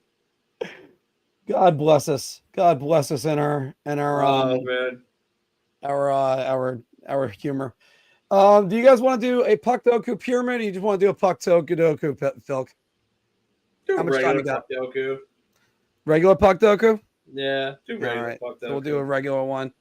I know Anthony loves pyramid. Well, the problem I have with pyramid is usually it directs you to one guy at the end. So I don't like that part of it. Oh. Like it just like that's too much, man. Let's get you guys up top. Oh, here we go. All right, for puck doku tonight, Jen. our top row. I got one for the Devils and the Kings right now, right off the top. I already got one for the first one. Could it be Pat Conacher since we just mentioned him? But no, we'll go to that in a second. I have a different one for the Devils and Kings. So I don't know. We might be on the same page for that. So we got just to go. What? We got the top row. Corey Millen. Corey Millen's a great one. We'll think about that one. Kings, Senators, and the Hall of Fame on the top row, and the side row. Capitals, Canucks, and the Devils. So we want to do Corey Millen. I mean, I was gonna go Kovalchuk or Bernie Nichols. Both guys played for New Jersey. And you know what? Kovalchuk's going to be. It's not going to give you an originality score. That's not a good score. Bernie Nichols might be a decent one, but Corey Millen's probably going to be a better one. Yeah. Yeah, let's go Corey Millen right there, New York to LA, and that is a 0.7%. All right. Under 1%. That's what we want. All right. So we got Kings Capitals. Jim, you said you had one? Well, I mean, it's an obvious one because it happened already. I was going to go PLD or Darcy Kemper because both guys were there. But I unless you guys want to, unless, you're going like super vague. But those are the guys in mind. Yeah, that's another obvious one. We love to try to get to a zero number. So keep that zero uniqueness. So that's why we can't say Justin Williams. Yeah. No, that's too obvious. Hold on. I think I have one. I'm not sure if he played for the Kings. I'd have to. Well, Dmitry Kristich comes to mind right away. Yeah, he did. Dmitry Kristich is going to be. I think that one might be like in too the high. 2-3% range. Oh, he did. John Druce. John Druce. The Druce is loose. Oh man, the Ranger killer guy who scored a goal per game in a friggin' playoff series against Rangers. What was that percentage? A 1. Oh wow. John Druce got us a 1. Surprised. So we have Kings Canucks, Capitals and Senators, Canucks Senators, and the Devils Senators, and then we also have Hall of Famers for the 3 ones over here. So the problem is that the Devil Hall of Fame guys are gonna get you. They just need to play. They just need to play for the Devils. It doesn't have to be someone who was a career Devil. So that's true. Yeah. And unfortunately, we don't have Alexander McGillney yet, so we can't use that one. Can't use that one. No. No, obviously you would have Scott Stevens. You would have Scott Stevens. You would have Peter Stastny. You would have Scott Niedermayer, Marty Brodeur. And Hall of Famer that played for the Devils. Bernie Nichols didn't make the Hall of Fame. Bernie Nichols isn't in there yet. Neil Broughton didn't make the Hall of Fame. No, Neil Broughton didn't make it. In there. Ooh, that's a good question. This is a good one for Caps and Senators with Curtis Leschyshyn. That is a great one. That's a great one. Really Let's go with that one. Caps and Senators, Curtis Leschyshyn. Curtis Leschyshyn's. 0.8. That's a good one. That's a very good one, Evan. I forget. Jason LaBarbera, did he play for Did he play for Canucks? Vancouver? I thought LaBarbera played for the Sens at one point. I know LaBarbera played for the Rangers and the Kings. Rangers, Kings, Vancouver, Phoenix. Did he play up in Vancouver? He did play in Vancouver. 1 year, 9 games. He played in Vancouver, but he didn't play in Ottawa. No, but we were going. No, but we need Kings. Oh, yeah, LA, Kings, yeah, LaBarbera, yeah. That would be one, yeah. Yeah, because the only thing I remember about LaBarbera was when he made his 0.8. So we're still at a 1 uniqueness, boys. It's pretty good. Yeah, no. Now, Anthony loves to do this and go all around the league with like the tough guys. He's great with the tough guys. He gets what I like to call the daily Diddick because he could get Gerald Diddick in almost anything. And he somehow can get Doug Crossman and Gerald Diddick in just about anyone. And the constant Creighton. Constant Crossman, he calls it. Oh, that's it. Constant Crossman. Adam Creighton. That was the guy I was thinking of. But I wonder how low Peter Sidorkiewicz would be for Devils Senators. I think it would be pretty low. That should be pretty low. Yeah. I just wonder because Ottawa's really like first goalie, so let's see what it does. All right. 3%. Oh, boy. See, that's how disappointed we are, Jim. We got 3%. We're like, no, what the hell? Vancouver and Ottawa. Vancouver and Ottawa. It can't be Alexander Burrows. So no, I'd be way too high. Yeah, way too high. Wait. Fighters. I know. Didn't.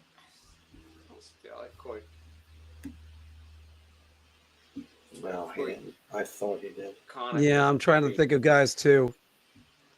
Like, where did Merrick Malik play before he was in Vancouver? He was in Hartford. Yeah, he was in Hartford and Carolina. Carolina, yeah. Obviously. Hey, trying to think. By the way, thanks to everybody watching on Instagram and everywhere else, Rumble. Good crowd today. We got 191. Mostly on X. All right. So Vancouver and Ottawa. There's a guy that we know that we're missing. We definitely know this. It's not McIver because he never played for Vancouver. No. No, obviously, I mean, Hamannik's too easy. Yeah, Hamannik would be too easy. Whoa, hold on, wait. Steve Weeks? I think he played for both Vancouver and Ottawa. Steve Weeks closed out his career with the Ottawa Senators, so yeah, and he definitely played for Vancouver. So yeah, I think Steve Weeks would be for that. This is the original Weeksy. The original Weeks. He's a 1%er, but he's that 1%er that doesn't change the score. All right, guys. Yeah, we got 3 Hall of Famers that we have to figure out for each team. Jeez. That played. They all they had to do was play one game with these franchises. I think Phil actually hit a good one. A what? Jim Schoenfeld. He was a coach. Slava Fetisov is in the Hall of Fame, guys. Yeah, but I'm saying no, Schoenfeld didn't make. Oh, he made it a coach, maybe. I don't know if Schoenfeld's in the Hall of Fame. I don't think Schoenfeld is in the Hall of Fame. He's not. I'm sorry. That's why I'm just trying to think of guys that played for New Jersey that are just like way too obvious. Which, by the way, Jim Schoenfeld, hell of a coach. 509 winning percentage. Hell of a coach. You know who's a hell of a goalie, too? Who's a hell of a goalie? Sean Burke. Yeah. Oh, yeah. Who right now, I believe, is the goalie coach for the Golden Knights? Yeah. I know he's a goal. I don't know what team, but I know he is a goalie coach. I think he's with Vegas right now. No, Neil Broughton is not in the Hall of Fame. No, Neil Broughton. Denny Rook is not in the Hall of Fame, I don't think. The only reason I say that is because Denny Maruk had the Capitals goal scoring record before Ovechkin had it. Hey, Phil. What? Would Lanny McDonald count? For who? For the Devils. He played for the Colorado Rockies. You know what? Yeah, he would. Would he though? Yeah, he would. Because it's the same franchise. He would count in there. McDonald. I'm gonna just check it and see whether or not that works first. It should work. Yeah. Rod Langway is going to be too obvious. It works at 4%. Yeah, this is not going to be one where we're going to get like a 0 score because I don't think there are really any answers that are going to get you a 0 score. I mean, what about Phil Housley? That's too obvious, though. Housley's another one, too, that played for the Devils. 95, 96, was it? Yeah, that was part of the trade that he was out. He came in or was there, and then he got traded for Doug Gilmour. Housley also played for the Capitals. Yeah. And he played for the Capitals for – actually, you know what? Use Housley for the Capitals. Use Housley for the Capitals? Yeah. Okay. So that's what we're going to do. We're going to do Housley for the Capitals. Because he only played there for a short amount of time. 4%. I mean, it's not going to be. I mean, it's probably going to be. We're not going to go for the most amazing score tonight. No. By the way, I did check. Housley on the Devils would only been a 1%er. Yeah.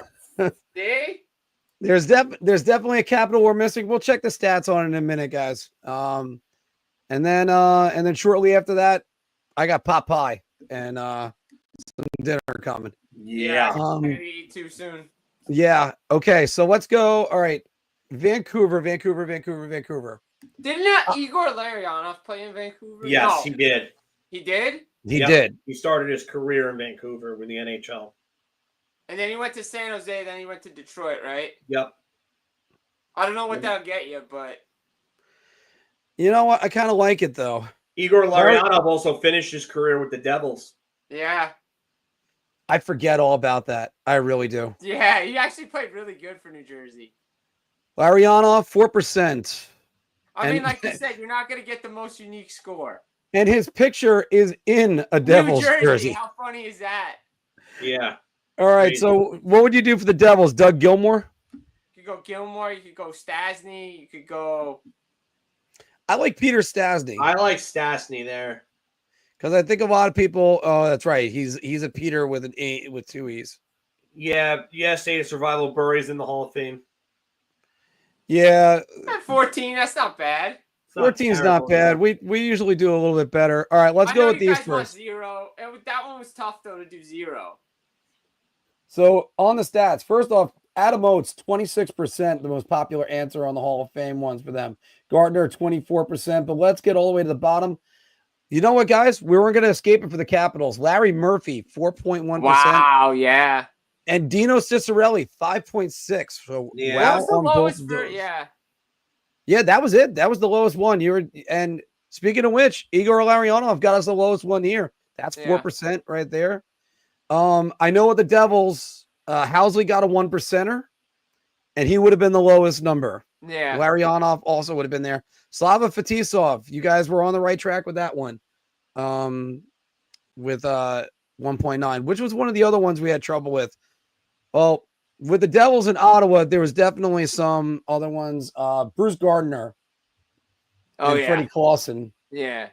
Yaroslav Bodin was a guy. I forget. I We just did Troy Millette. We didn't do Troy Millette. Yeah, I could have done Troy Millette. Joe Sorella, one of Joe Sorella. Joe Sorella, former Ranger and Colorado Rocky Devil. Yep. Speaking of which, Carl Rakunik, a former New York Ranger and Ottawa Senator as well. And the illustrious Sylvain Turgeon, that's right up there. So. Yep. What was one of the other ones that gave us trouble, guys? Weeksy, no. For the Kings, I mean, we had a good one. So. Yeah, we definitely took a good one. Yeah, we got a good one. Josh Green. Remember Josh Green, guys? Oh, my God. Josh Green. I forget Islander, Oiler, and King? Yeah. Yeah. Gary Galley. Gary Galley. Gary really Galley, good in NHL 94. Commentator.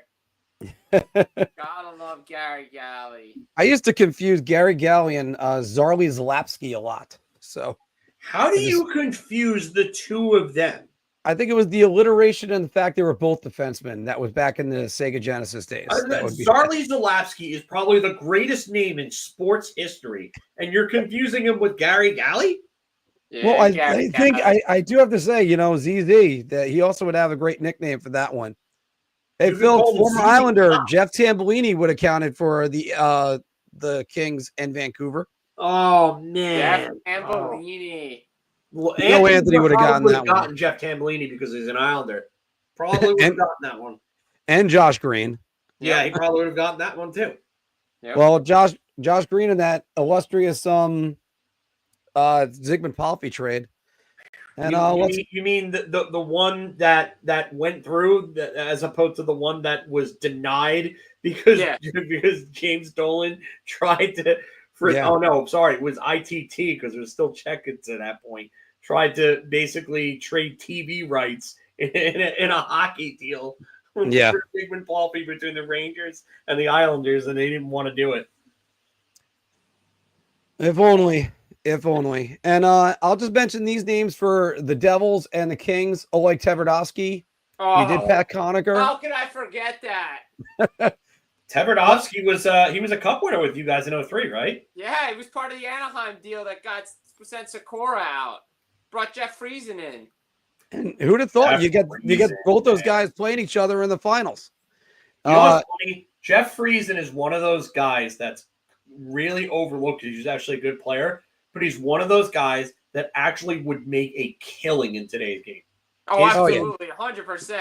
His game fits perfectly for today. The guy that I always think about with that, I think Sean Donovan was always a real good player from those teams. Yeah. Sean Donovan played post-lockout, though. I mean, so did Friesen, but, like, I think, yeah, Donovan probably would have been a decent player here, but I really Friesen stands out to me because he was one of the fastest skaters in the league back then, and he was a guy that could get you 30-plus goals. And Yeah. he was a real good penalty killer, too. Yeah. By the way, is Borey's in the Hall of Fame now, right? Yeah, Pavel Bure went in, yeah. Yeah, He's been in for a while. Yeah, I Pavel mean- Bure went in, yeah. Yeah. And I wasn't asking Valerie. No. Although, so I talk about when you get two people that you're like, wow, they're married? Valerie Bure and Candace Cameron? Yep. Yeah. All right. Sure. Okay. Whatever. Yeah, everyone, I would say different strokes, but it's more Full House. So there you go with that. Oh, he had to set that pun in there. Well, you know, I'm getting, there's always, just got some groans from the peanut gallery too. So thank you, Maria. We need to, we all need to know that his puns are just woof at times. well, first, Phil, I got to get that clip on from Home Alone that you keep quoting of the your girlfriend Buzz, your girlfriend. Woof. and also that Family Guy one about the crickets that they have to let people know when there's a bad joke, and it's I'll let them know, man. I'll let them know. All right, so guys, I'll start playing the music right now. Let's see if there's any questions you want to take, and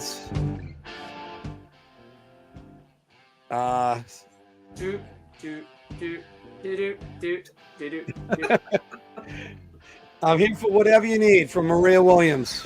So there you go. There you go. There you go. Love it. Love it. All right, Jim, you got any good plans for Thanksgiving coming up? Just gonna kick back and chill, man. Watch some football, play a little hockey in the morning. That's it. So Nice. Where are you playing? usually play at Muncie Sporto, close to my house. So up in New York. Go in the morning, nice 9:30 puck drop. Get done, get home. Ice? Go. Get ready to eat some turkey. Ice? Yeah. Nice. There you go. Yeah, I got new sticks for the first time in years. I'm like one of the only people I know that doesn't break sticks, and sometimes it shows up in my game. I think. You got new sticks? Now, You show us? watch. Now he's gonna break both those sticks.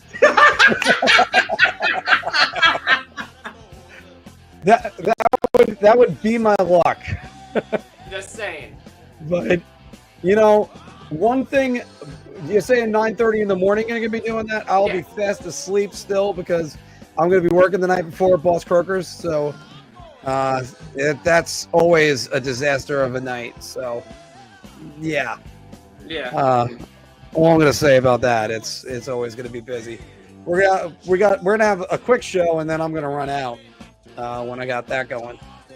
Phil, what about you? What do you got going for Thanksgiving? I think I'm gonna go visit some family. May have an outdoor, may hit the ODR roller. And, Nice. Yeah, maybe Nice. a warning game. Like We're gonna that, try to see if little we can hockey. get that going. Everybody's playing hockey on Thursday. Yeah. Like it. Yeah. Well, I got a game Sunday night. That's about as close as I'm gonna get to Thanksgiving hockey. It's all right. It's okay. It's still But- close enough. We'll give you Good that. enough. Hey, Jim, what do you think about this? State of Survival is asking, do you guys think Goudreau will get into the Hall? It's tough.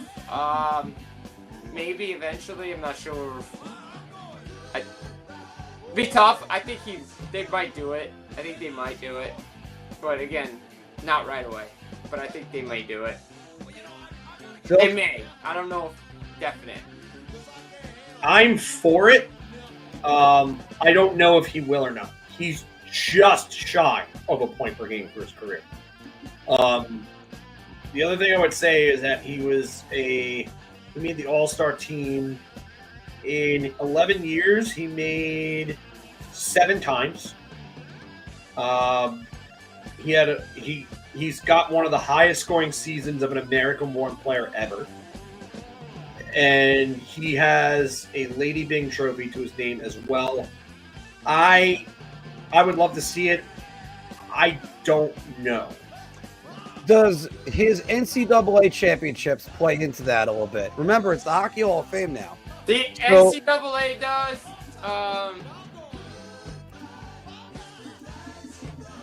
Jim? Oh yeah, that was. I remember. I went with. I believe I went with Perot last week.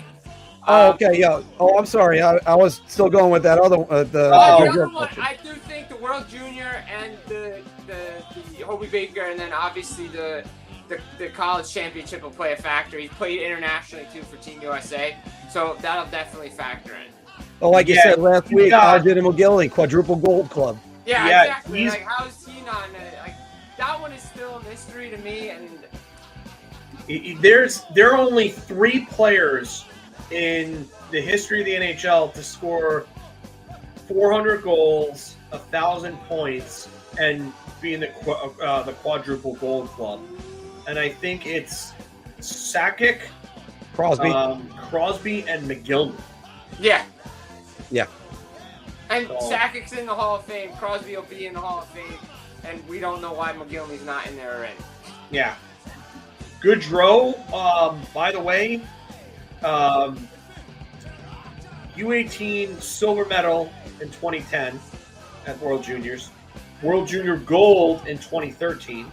That was the Seth Jones year. Yep. JT Miller was also on that team. I think Jimmy Vesey too. Yep. World Championships, he has a bronze medal in 2018. International totals, as a junior, 13 points in 12 games. As a senior, 47 points in 43 games. So there may be enough of a resume there for Johnny Gaudreau. We'll end on this one real quick because Wicked asked this one last week. Jim was here. Who do you think is going to win the Hobie Baker? Higgins, Yzerman, Perot? Wow. Gabe is having a hell of a year. Like, I mean, Gabe is just on fire right now. He's just totally on. Like, and everybody was worried about how, like, he would be without Will Smith, and he is literally carrying that line. He's carrying that line. I don't think Higgins is going to get it. If Perot doesn't win it, I would love to see Higgins win it. I mean, Higgins over a point per game. It's a stacked BC team, though. But Perot's really, like, the guy. Yzerman is the other guy that I really see with a shot at it. But, I mean, call me a homer, but I'm going to go with Perot.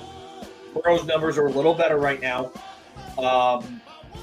And I know that Yzerman is playing on a team that's not as talented, but I think it's got to be Perot right now. I think he's making highlight reel plays every damn night.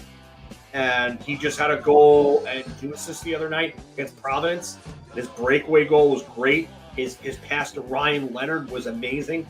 I mean, it's just I think it's got to be Perot this year because I just like with like the Norris voting and the NHL voting, like they tend to not like to give repeat winners unless you're like that flat out like much better than the next guy. And I think that since Perot didn't win it last year, I think if he continues at this pace, I think he's almost a lock for it. Oh, 100%. I mean, Celebrini's not in college anymore, so. No. And you know, and Higgins is not having that Celebrini season. No, he's not. So. Yzerman's playing well, but it's Perot's trophy to lose. I think so. And I gotta love that there's a New York tint to this, guys, because you got Higgins from this area, Long Island. Then you also have Yzerman, who's property of the New York Islanders, fell to them last year in Vegas. And then you have Perot, who fell to the Rangers the year before when they were in Nashville. So, I mean, here's a question. And I didn't think this would be realistic because I thought that they would just kind of like keep things like slow. But is it possible that we see Gabe Perot in a Rangers uniform after his college season? Yeah, I can see it. They have to push their chips all in. They'll burn a year of eligibility on him. If they don't find something at the deadline, they're going to have to do that. They did it with Chris Kreider in 2012. Yep. Why not? Gonna have to It do worked then. I mean, they did fall short, but Kreider still played well in the playoffs. Yeah, he did. Yeah. 5 goals right off the bat coming in midway through that Ottawa series. I mean, look at what John Carlson did after his World Junior year, too. I believe it was at 2010 after Hershey. He came up played for Caps, too. So these guys can make that transition, especially if they're playing. If they continue And of course, Cole Caulfield.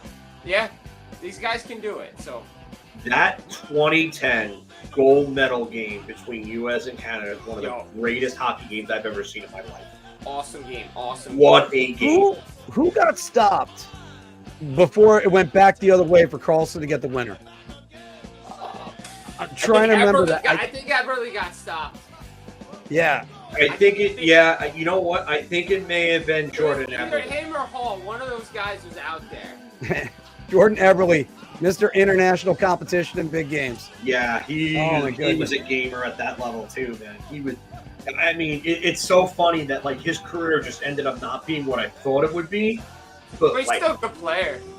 Still, yeah, very good player. But we all thought he was going to be like a 35, 40 goal, like 80, 90 point guy like every year. I thought, and it ended up not being the case. But I tell you, man, between him and Tavares on those junior teams together, my God.